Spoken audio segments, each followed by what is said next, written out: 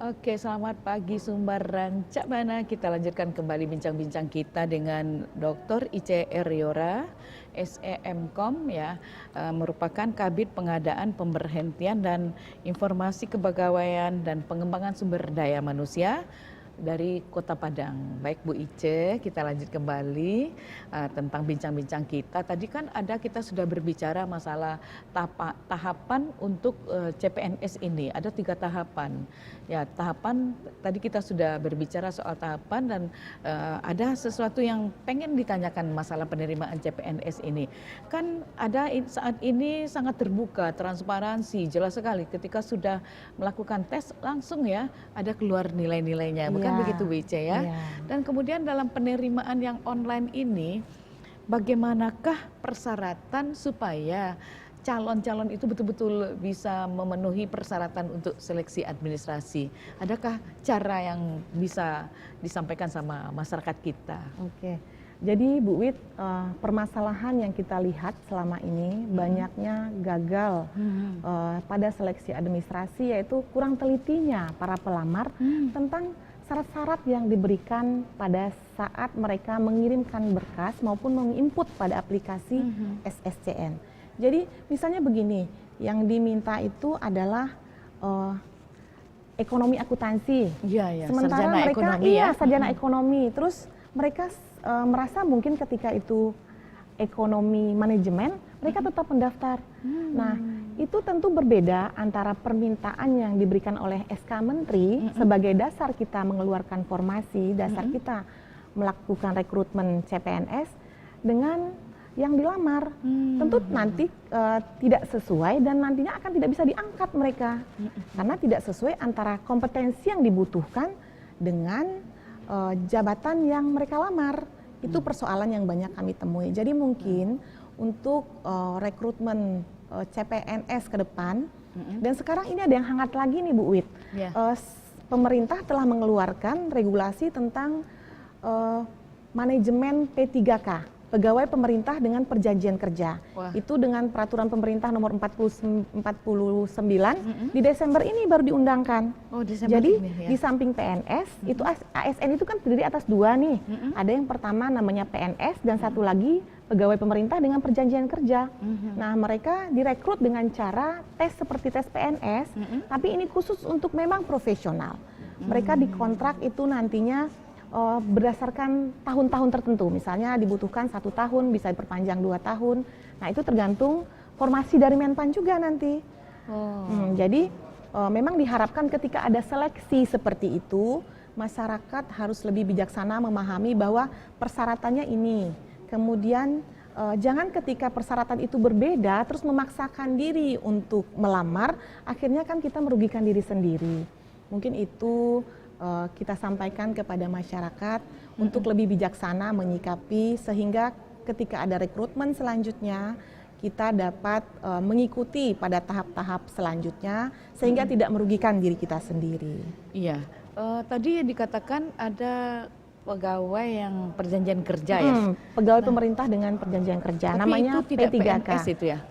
Dia bukan PNS, jadi berdasarkan undang-undang aparatur sipil negara itu pegawai pemerintah itu terdiri atas 2. Yang pertama namanya PNS. Kontrak itu ya? Iya, hampir sama tapi namanya bukan, tapi namanya memang P3K, pegawai pemerintah dengan perjanjian kerja, tapi ini memang profesional sekali. Jadi ketika dia ahli di suatu bidang, mereka akan direkrut. Baru nanti direkrut untuk betul-betul itu baru Desember ini diundangkan.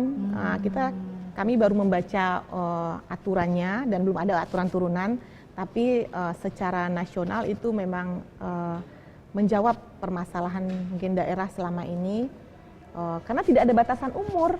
Jadi kalau CPNS itu kan batasan umurnya maksimal 35 tahun. Kalau lewat dari itu mereka tidak bisa mendaftar. Sementara kalau untuk P3K karena mereka profesional dan dibutuhkan sewaktu-waktu, mereka bisa mendaftar sampai batas sebelum umur pensiun, bisa seperti pensiun itu. 58 ya? Berarti 2 tahun sebelum pensiun masih bisa mereka. Masih bisa ya? Ketika mereka kompetensi yang mereka miliki itu memang dibutuhkan untuk memberikan pelayanan kepada masyarakat. Oke, terus ini ada tadi 558 CPNS yang diterima. Apakah tadi termasuk nggak P3K apa tadi? Oh belum, P3K itu berbeda. Sekarang kita rekrutmennya kan memang untuk CPNS saja, murni ya. Murni.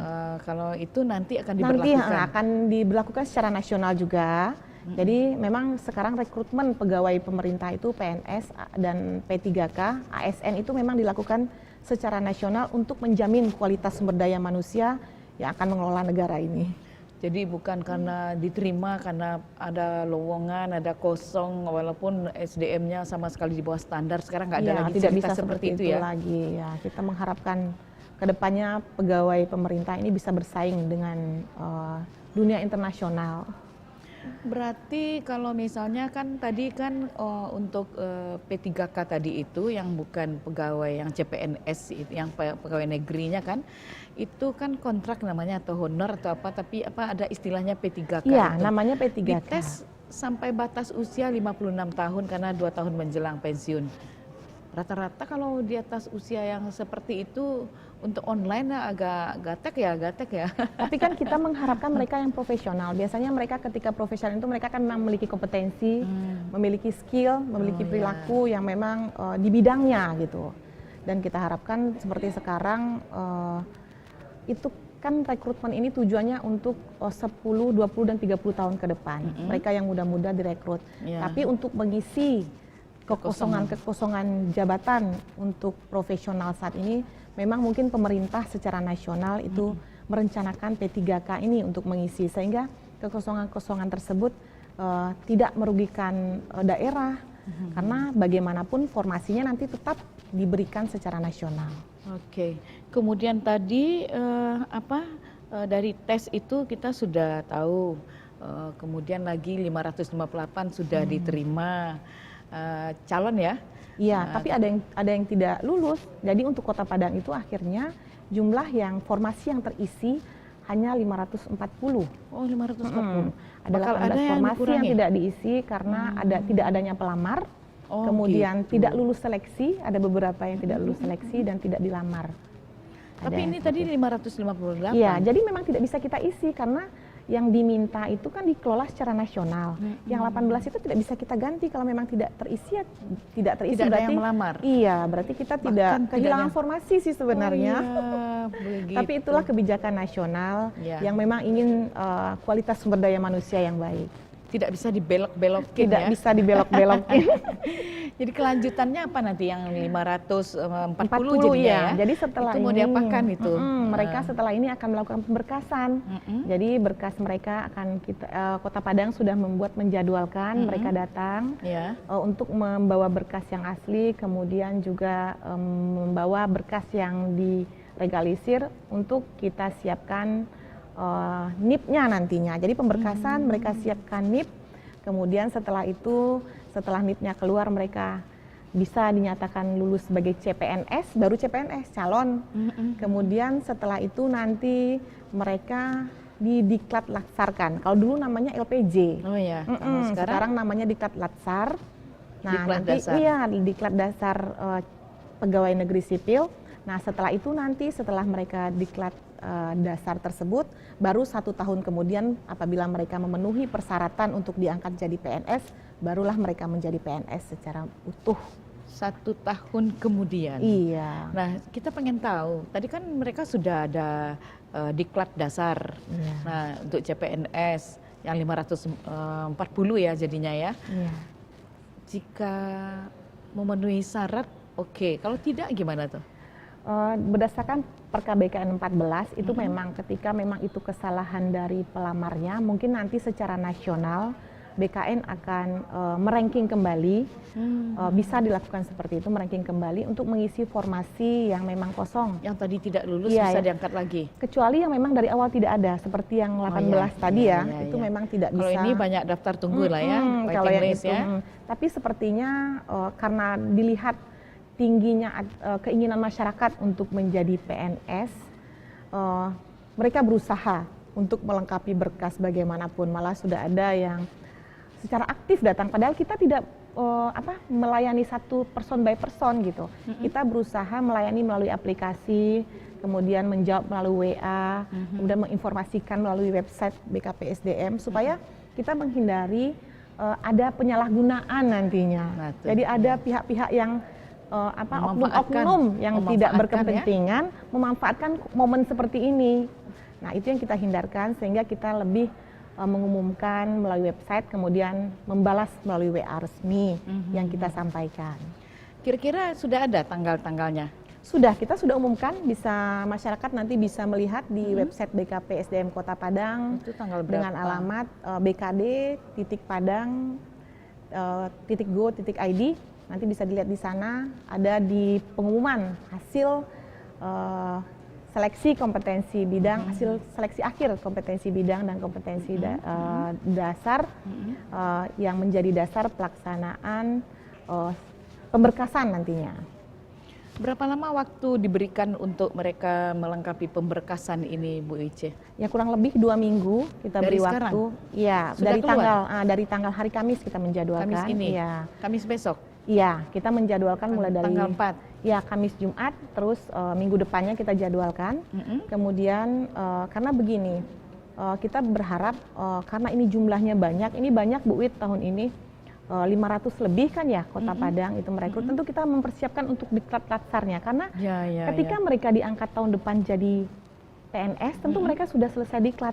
Ini 400 mau didiklatkan tentu harus gerak cepat ya kita BKPSDM untuk mendiklatkan sehingga pada saat mereka nanti diangkat jadi PNS mereka sudah memenuhi syarat telah melakukan diklat dasar sebagai CPNS. Itu anggaran dari mana? APBD, APBN? APBD, Oh, APBD ya. Oh, berarti daerah. Sudah dirancang sebelum kemarin-kemarin Jadi itu. Bu Wit, sebelum kita mendapatkan formasi kepala daerah, itu sudah membuat pernyataan bahwa kesanggupan kita untuk menggaji, kesanggupan kita untuk mendiklatkan, sudah membuat pernyataan, semua daerah membuat pernyataan itu ke Menpan RB.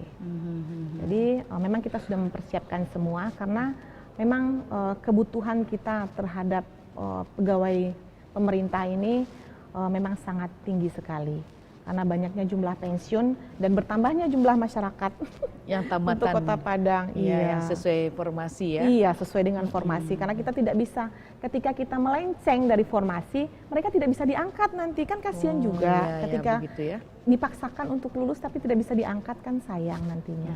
Mereka sudah melalui banyak tahapan.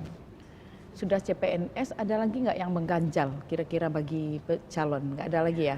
Rasanya tidak, mungkin itu memang tahun ini memang pelaksanaan CPNS itu di 2018 itu sangat gerak cepat gitu. Karena jumlahnya banyak, kemudian pelaksanaannya ada tarik ulur waktu, sehingga memang segalanya jadinya buru-buru kita melaksanakannya. Tapi kita berharap kualitas yang diharapkan secara nasional itu sumber daya manusia yang berkualitas, yang memang akan mengelola negara ini dengan baik, bisa terpenuhi. Bisa terpenuhi. Tadi ada dikatakan juga Smart KSN. Iya. Apa itu? Untuk kualitas juga ya? Jadi diharapkan ke depan itu dengan sistem rekrutmen seperti ini, diharapkan memang ASN itu adalah orang-orang yang cerdas, orang-orang yang pintar, orang-orang pilihan, dan putra-putri terbaik Indonesia. Jadi mereka akan menjadikan negara ini lebih baik ke depannya sehingga dapat mensejahterakan masyarakat. Termasuk juga karena ini kan SDM ya, pengembangan SM, pangkat-pangkat juga harus seperti itu, naik jabatan, naik apa, seperti itu jadi juga. Jadi semuanya itu sekarang namanya merit system. Merit system itu mereka harus memiliki kualifikasi pendidikan yang baik, kemudian memiliki kompetensi dengan diklat di bidang pekerjaannya, kemudian memiliki kinerja yang baik. Jadi 3 itu menjadi syarat mereka untuk bisa meningkatkan pekerjaannya, maksudnya naik jabatan, kemudian pemetaan kompetensinya selanjutnya seperti apa. Itu yang menjadi syarat yang disampaikan melalui Undang-Undang Aparatur Sipil Negara. Biasanya kepala daerah, Pak Gubernur, Bupati, Wali Kota itu yang menentukan ini bisa naik, ini tidak. Enggak gitu ya? Ya, sekarang dengan adanya Undang-Undang ASN kita berusaha penyelenggara negara ini bisa lebih memiliki kompetensi lah, menjadi seorang profesional yang memang tidak terlibat dengan hal-hal di luar pekerjaan mereka gitu. Karena harapannya kan seperti itu. Reformasi birokrasi itu bersih dan melayani. Itu harapannya ke depan. Sangat berarti sekali. Tapi pemirsa jangan kemana-mana, kita masih akan melanjutkan kembali di Sumber Rancak Bana. Oke.